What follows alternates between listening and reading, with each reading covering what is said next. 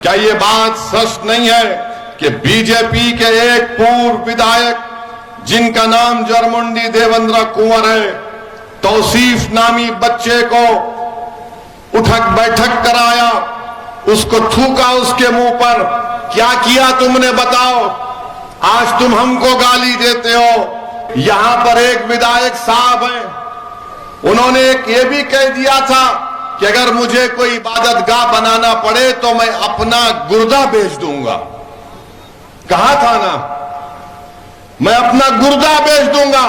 अरे इतने लोग मारे गए, तुम्हारा गुर्दा छोड़ो, तुम्हारी जबान नहीं खुल रही है, तुम गुर्दा कहां तक जाओगे?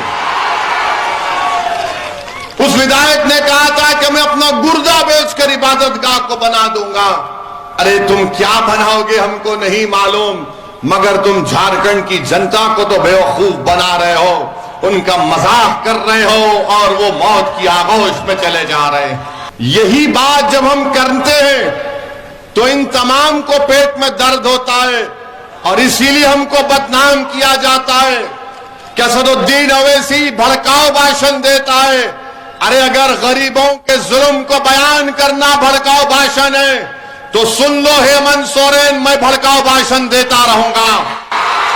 अगर शमशाद अंसारी की तकलीफ को बयान करना भड़काऊ भाषण है तो हम तमाम शमशाद अंसारी हैं। अगर हमारी बहन और हमारी मां बैठी हुई है, उनके बेटे और औलाद के लिए इंसाफ की बात करना अगर भड़काऊ भाषण है तो मुझे फख्र है कि अल्लाह ने मुझे भड़काऊ भाषण बोलने की सलाहियत दी। सुदीप कुमार सोनी साहब, हमारे चेहरे पर दाढ़ी है, हमारा नाम मुबीन रिजवी है, हमारे सर पर टोपी है, हमारा दीन इस्लाम है, तो हम भेड़िया हो गए? याद रखो, भेड़िया शेर को भी खा लेता है, समझे ना? अगर तुम भेड़िया बोल रहे बोलो, जितना बोलते बोलो, मगर तुम्हारे जहन में जो जहर भरा हुआ है वो तुम्हारी जबान पर आ ही गया कि तुम हर मुबीन को भेड़िया कहते हो। आप देख रहे हैं देश लाइव, देश की आवाज। 2019 में भी मैं यहां पर आया था इसी ग्राउंड पर, और उस वक्त भी आपसे आपके दरमियान में खड़े होकर मुझे कुछ बोलने का मौका अल्लाह सुब्हानहू व तआला ने दिया था। आपने मजलिस के उम्मीदवार को उस वक्त भी अपने दुआओं से और वोट से नवाजा था, और उस वक्त हमारे उम्मीदवार मौलाना मुबीन रिजवी साहब थे, जो आज भी हैं। आपने जो हमको वोट दिया, आपका बेहद शुक्रिया। अल्लाह आप तमाम को सलामत रखे। मेरी आपसे गुजारिश ये है कि 5 सितंबर को जो दोबारा इलेक्शन होने जा रहा है, आप तमाम लोग जरूर अपने वोट का इस्तेमाल करिए, और मजलिस के उम्मीदवार का इंतखाबी निशान पतंग छाप है। पतंग छाप पर बटन दबाकर आप अपने इत्तेहाद को कामयाब करिए, अपने सियासी शऊर को कामयाब करिए, और इस विधानसभा के विकास के लिए, इस विधानसभा में गरीबों और मजलूमों की विकास के लिए, झारखंड की कमजोर और मजलूम अवाम की इंसाफ के लिए एक आवाज को आप झारखंड के विधानसभा में भिजाइए। आज मैं आपको बड़ी जिम्मेदारी के साथ ये बात कह रहा हूं कि जब तक आप अपने वोट से मुत्तहिद होकर, इत्तेहाद पैदा करके आप अपने वोट से मजलिस के उम्मीदवार को कामयाब नहीं करेंगे, याद रखिए मेरी इस बात को कि आपसे कभी इंसाफ नहीं होगा। आपके गांव में, आपके विधानसभा में विकास का काम नहीं होगा। अगर आप ये समझते हैं कि हम सिर्फ वोट डालने वाले बन गए हैं और हमारे वोट डालने से हमसे इंसाफ होगा, हमारे वोट डालने से जिस तरह हजारीबाग में अशफाक खान को मार दिया गया उसके परिवार को इंसाफ मिलेगा, अगर आप ये समझ रहे हैं कि जिस तरीके से आज आए दिन झारखंड में मॉब लिंचिंग के जरिए से लोगों को मार दिया जाता है, वो रुक जाएगा, वो नहीं रुकेगा। मेरी इज्जतदार और माँ और बहनों, मेरे बुजुर्गों, मेरी इस बात का आप यकीन कर लो, ये उसी वक्त रुकेगा जब आपके लिए लड़ने वाला कोई एक एमएलए होगा जो झारखंड में जहां कहीं भी किसी गरीब, आदिवासी, मुसलमान या दलित पर जुल्म होगा, वो दौड़ता हुआ उस पीड़ित परिवार के दरमियान में पहुंचेगा, उनकी लड़ाई को अपनी लड़ाई समझेगा, वो अपनी तकलीफ समझकर वो इंसाफ की लड़ाई लड़ेगा। जब तक आप इस बात को नहीं समझेंगे, याद रखिए ये जुल्म जारी और सारी रहेगा। मुझे अफसोस इस बात का है कि अभी हम सुन रहे थे कि यहां पर मुख्यमंत्री आए थे हेमंत सोरेन साहब, और उन्होंने आकर यह कह दिया कि झारखंड में कोई मॉब लिंचिंग नहीं हुई है। हम झारखंड के मुख्यमंत्री को याद दिलाना चाहते हैं, शायद वो इतना काम कर रहे हैं कि आजकल बहुत सी चीजों को भूल जाते हैं, या फिर उनकी उम्र भी बढ़ रही है, नहीं मालूम। मैं मुख्यमंत्री को याद दिलाना चाहूंगा कि हमारे मंच पर अशफाक खान की मां और बहन बैठी हुई है। मुख्यमंत्री, क्या आपको अशफाक खान की मौत मालूम नहीं हुई कि आज अशफाक खान की मां को और उसकी बहन को हमारे मंच पर आना पड़ा आपको आईना दिखाने के लिए कि अशफाक खान की मौत तुम्हारी हुकूमत में, तुम्हारी पुलिस स्टेशन में उसकी हत्या कर दी गई थी। हम यहां के मुख्यमंत्री को याद दिलाना चाहेंगे जिन्होंने कहा कि मॉब लिंचिंग नहीं हुई, तो फिर सिगनी गांव में, रामगढ़ में शमशाद अंसारी को किसने मारा? क्या कोई आसमान से उतर कर आए और मारकर उड़कर चले गए? शमशाद अंसारी को मारने वाले इसी जमीन पर रहने वाले जालिम लोगों ने शमशाद अंसारी को इसलिए मार दिया क्योंकि उनको मालूम है कि हेमंत सोरेन कुछ नहीं करेगा, वो उनका आदमी है, इसलिए शमशाद अंसारी को मार दिया गया।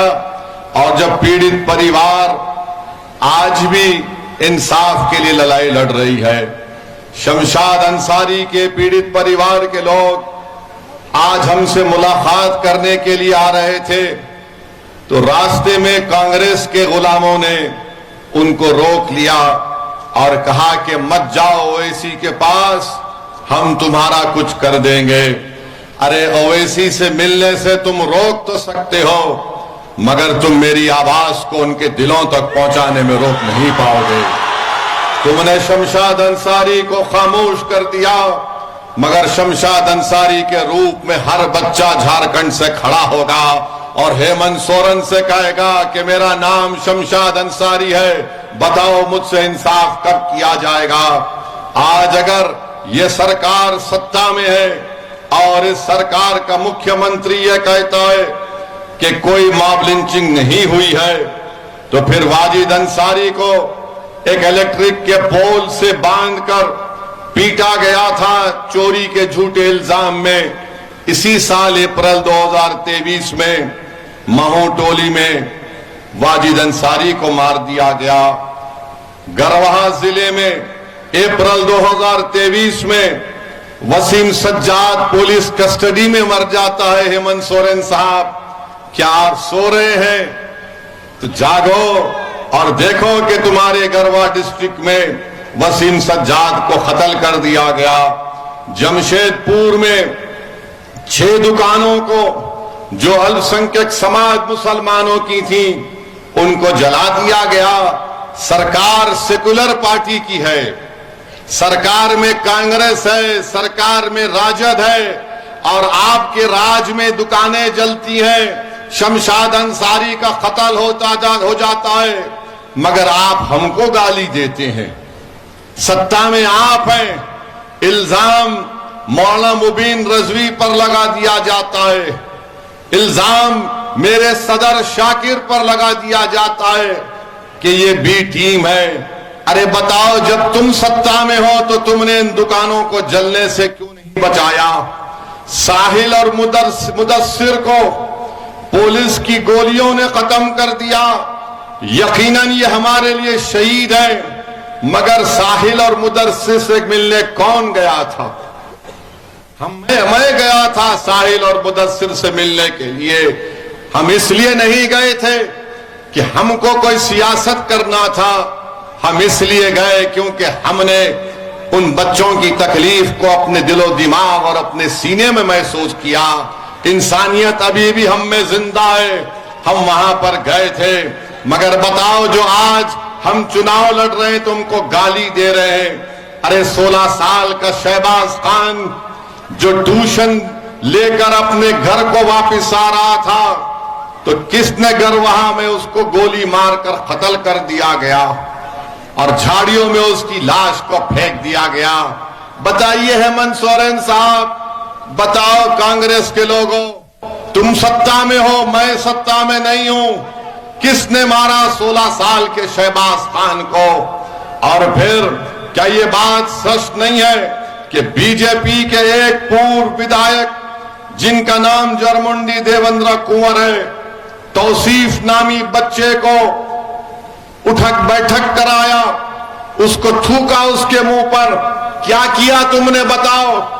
आज तुम हमको गाली देते हो कि सदुद्दीन ओवैसी आएगा और भड़काऊ भाषण देगा।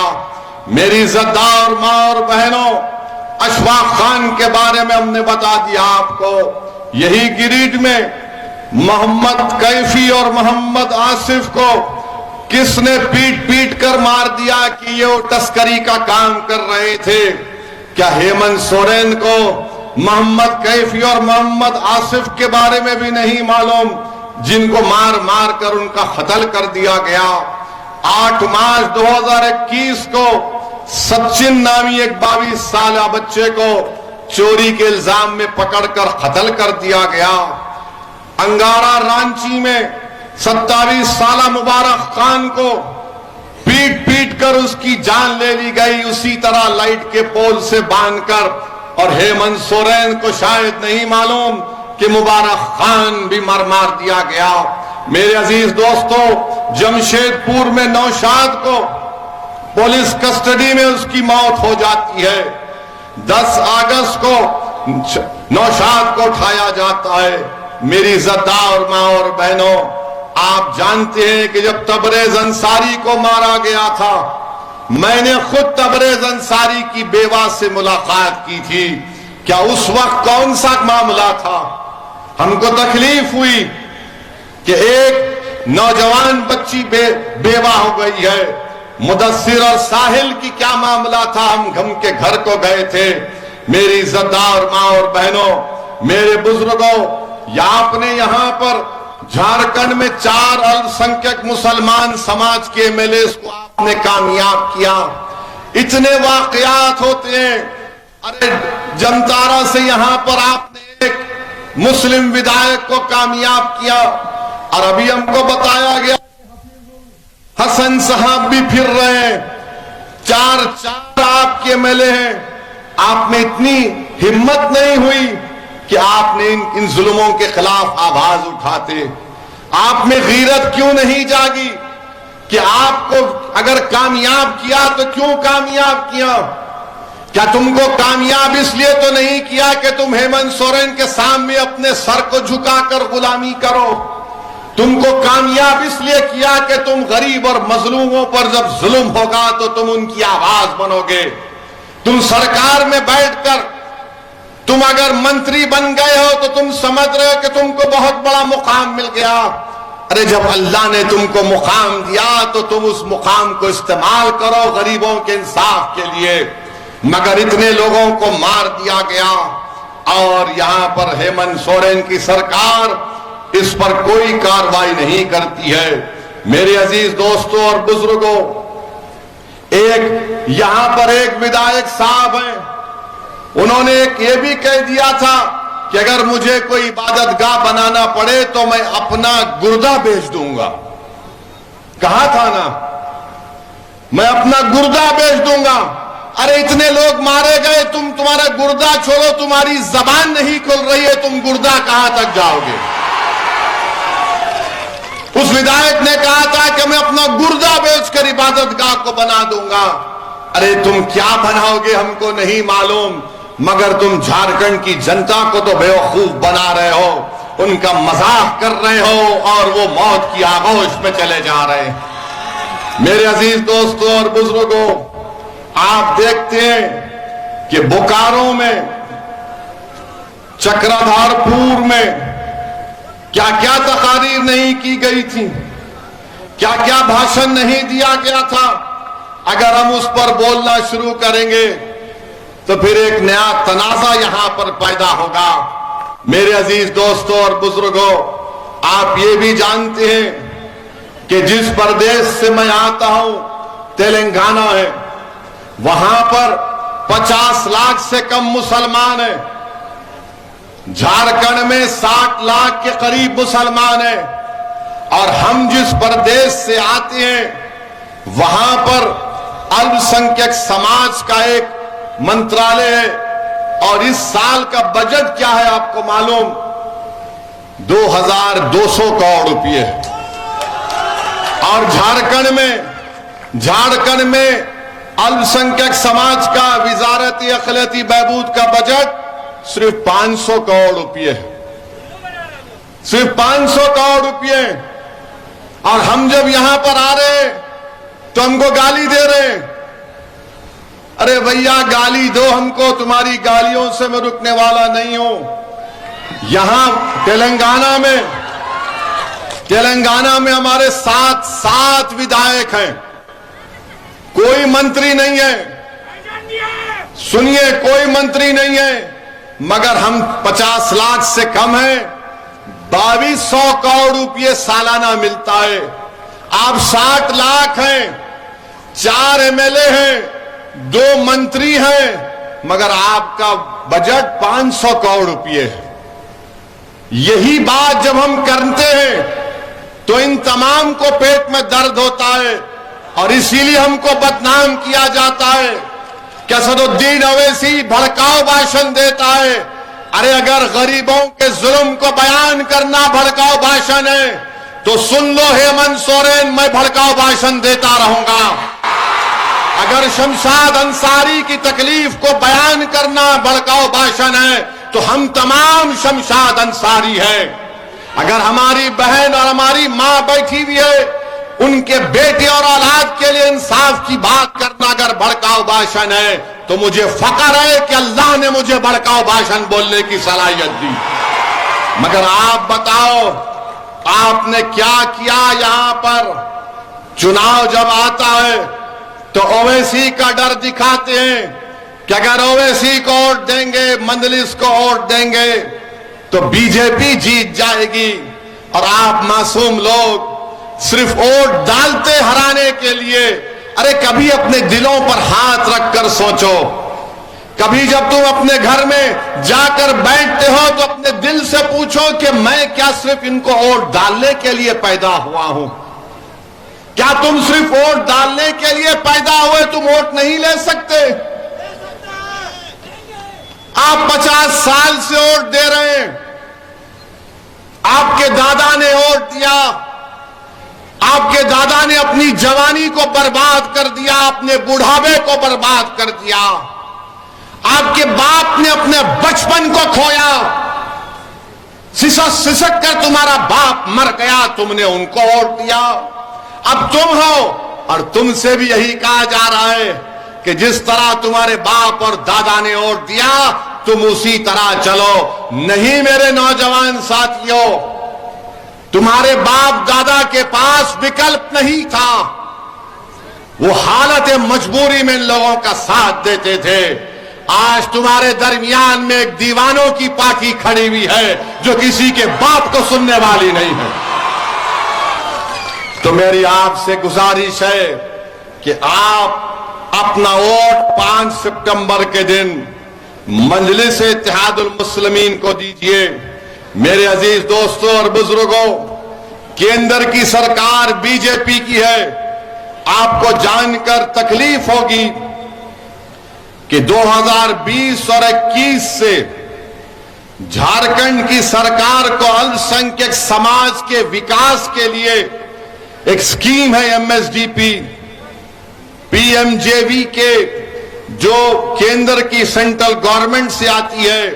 झारखंड की सरकार को 155 करोड़ रुपए दिए गए। कितने? 155 करोड़ रुपए दिए गए। ये हेमंत सोरेन ने उसमें से सिर्फ 5 करोड़ रुपए खर्चा किए।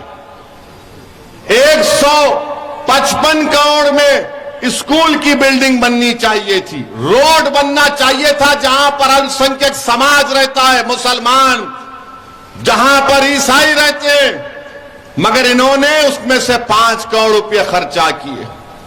बोरवेल डालना चाहिए था, कॉलेज की बिल्डिंग बनना चाहिए था। अब बताओ इसमें ओवैसी कहां से आ गया? 155 करोड़ में सिर्फ 5 करोड़ रुपए खर्चा करते हैं और यहां पर आकर ये हेमंत सोरेन के मंत्री कहते हैं कि मौलाना मुबीन रजवी भेड़िया है। मेरे अजीज दोस्तों और बुजुर्गों, जिसने मौलाना मुबीन रजवी को सुदीप कुमार सोनी ने भेड़िया कहा। सुदीप कुमार सोनी साहब, हमारे चेहरे पर दाढ़ी है, हमारा नाम मुबीन रिजवी है, हमारे सर पर टोपी है, हमारा दीन इस्लाम है, तो हम भेड़िए हो गए? तो फिर तुम्हारी पार्टी में जितने मुसलमान हैं वो क्या है बताओ? अगर जिसका नाम मुबीन रजवी भेड़िया है, तो सुदीप कुमार, जो तुम्हारी पार्टी में जो लोग तुम्हारी चमचागिरी करते हैं वो क्या है बताओ? और याद रखो, भेड़िया शेर को भी खा लेता है, समझे ना? अगर तुम भेड़िया बोल रहे बोलो, जितना बोलते बोलो, मगर तुम्हारे जहन में जो जहर भरा हुआ है वो तुम्हारी जबान पर आ ही गया कि तुम हर मुबीन को भेड़िया कहते हो, तुम हर मुबीन को भेड़िया कहते हो। अगर तुम इंसान हो तो चलो शमशाद अंसारी के घर को जाकर दिखाओ। तुम में हिम्मत है तो चलो आओ, मगर तुम नहीं जाओगे। जिसके चेहरे पर दाढ़ी है, सर पर टोपी है, वो भेड़िया हो जाता है। ठीक है सुदीप कुमार, जब तुम्हारा चुनाव आएगा तो भेड़िए तुमको बताएंगे कैसा शिकार होता है। मेरे अजीज दोस्तों और बुजुर्गों, फिर यहां पर आप देखते हैं कि यहां पर आपने देख लिया कि गिरिडीह में 41 लाख की आबादी है। भेड़िया हमको कह दिए, हमको बी टीम कह दिए। 41 लाख की आबादी में सिर्फ 25 स्कूल हैं और उसमें एक ही 25 स्कूल हैं जिसमें से 1 या 3-4 है 12वीं जमात तक। अब ये बच्चे कहां पर जाएंगे पढ़ने के लिए? बताइए हेमंत सोरेन साहब, ये बच्चे कहां पर जाएंगे? तेलंगाना में, जिस प्रदेश से मैं आता हूं, जहां पर हमारा कोई मंत्री नहीं है, हमारा कोई मंत्री नहीं, हमने क्या काम किया? हमने वहां पर 1 लाख मुस्लिम बच्चे और बच्चियों को 204 गवर्नमेंट के रेजिडेंशियल स्कूल को खुलवाया और 6ठी जमात से 12वीं जमात तक हमारी बेटियां और हमारे बेटे फ्री में पढ़ते हैं। हम मंत्री नहीं बने, ना कभी बनेंगे। हमसे कहा भी गया था कि ओवैसी साहब मंत्री बनना है, तो हमने कहा कि ना मंत्री बनना है ना संतरी बनना है, आप बताओ हमारे लिए क्या काम कर सकते। हमने कहा हमारे बच्चियों को, हमारे बेटों को स्कूल खोलो। आपको जानकर खुशी होगी कि 1 लाख के करीब मुस्लिम बच्चे और बच्चियां तेलंगाना में 6ठी जमात से फ्री में पढ़ रही हैं। और मेरे पार्लियामेंट के इलाके में मैंने एक जूनियर कॉलेज को खुलवाया। 11th और 12th में उस जूनियर कॉलेज के 5 बच्चे नीट क्वालिफाई होकर गवर्नमेंट के मेडिकल कॉलेज में फ्री सीट लाकर अब मेडिसिन डॉक्टर बन रहे हैं। यह काम मैंने किया, हमारे एमएलए अकबरुद्दीन ओवैसी के विधानसभा में यह काम हुआ। यह काम आप कर सकते हैं झारखंड में। कब कर सकते आप? जब आप अपने विधायक को कामयाब करेंगे, जब आप सियासी ताकत हासिल करेंगे। मगर अगर आप सिर्फ यही सोचते रहेंगे कि नहीं नहीं हमको वोट डालना है, हमको वोट डालना है, तो फिर वोट डालने का मतलब यही होगा कि तुम वोट तो डाल रहे हो मगर अपने लिए नहीं डाल रहे हो, अपने बच्चों की तालीम के लिए वोट नहीं डाल रहे हो, अपनी जान की हिफाजत के लिए वोट नहीं डाल रहे हो। क्योंकि जब तुम वोट डाल रहे तो शमशाद कैसे मरा बताओ मुझे? इतने लोग कैसे मर गए जब तुमने वोट डाला? अब झारखंड मुक्ति मोर्चा के लोग बोलेंगे, यहां की सरकार बोलेगी, अरे ओवैसी तेलंगाना की सरकार में बहुत पैसा है, हम गरीब प्रदेश हैं। नहीं नहीं, गरीब तुम नहीं हो। 2019 और 20 में झारखंड सरकार को मिनरल्स में 5,165 करोड़ रुपए मिला। 5,165 करोड़ रुपए मिला है। कहां गया ये? किसकी जेब में गया पैसा? ये किसकी जेब में गया बताओ? गरीब के जेब में तो नहीं गया। गरीब के बच्चे तो शिक्षा हासिल नहीं कर रहे। 5,165 करोड़ रुपए इनको मिले। और फिर हम पर इल्जाम लगाते कि ओवैसी आएगा तो बीजेपी को फायदा होगा। तो ये बताइए कि झारखंड के एक मिनिस्टर हैं, मिथिलेश ठाकुर उनका नाम है, वो मालूम मुझे है, वो मिथिलेश ठाकुर है। ठाकुर ने 6 दिसंबर के दिन मिठाई बांटी। अरे तो 11 रब्बीउल अव्वल के दिन भी मिठाई बांटता, आका की आमद की खुशी में मनाता, मिठाई खिलाता। मगर मंत्री ने कहा कि नहीं, 6 दिसंबर को हम बांटेंगे, मिठाई खिलाएंगे, क्योंकि उस दिन बाबरी मस्जिद को शहीद किया गया था। हेमंत सोरेन, ये आपका सेकुलरिज्म है और आप हम पर उंगली उठाते हैं। याद रखो, अगर तुम एक जबान से मेरे खिलाफ झूठ बोलोगे तो मैं तुम्हारी 1000 सच्चाइयों को जनता के सामने रखूंगा। अब आप देखिए इनका रिकॉर्ड। अब इतना तो हेमंत सोरेन के लिए काफी है, अब थोड़ा मोदी पे भी बोलते हैं,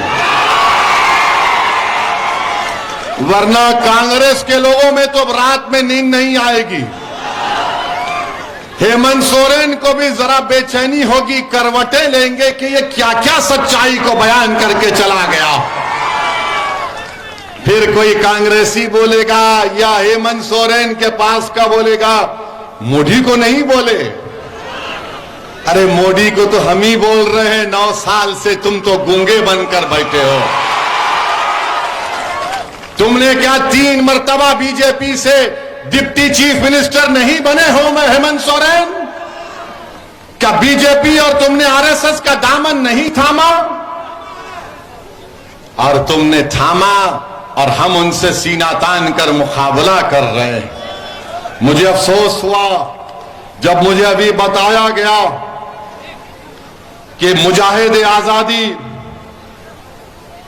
हजरत मौलाना शेख भिखारी साहब का पड़पोता, शेख भिखारी साहब जिसने अंग्रेजों की गुलामी से देश को आजाद कराने के लिए झारखंड का अजीम सपूत उनका पड़पोते को 24 अगस्त 2023 को मंदर ब्लॉक रांची में, जिसका नाम बिट्टू खान है, उसको मॉब लिंचिंग कर दी गई। वो अब दवाखाने में अपनी जिंदगी और मौत की लड़ाई लड़ रहा है। शेख बुखारी साहब का पड़पोता, वो बेचारे जो इस देश को आजाद कराने के लिए अपना सब कुछ कुर्बान कर दिए, और जालिमों ने उनके पड़पोते को मां पीट पीट कर अस्पताल को पहुंचा दिया, और अभी तक उस केस में कोई एफआईआर नहीं हुआ, हमको बताया जा रहा। बताइए आप, इल्जाम हम पर लगता है।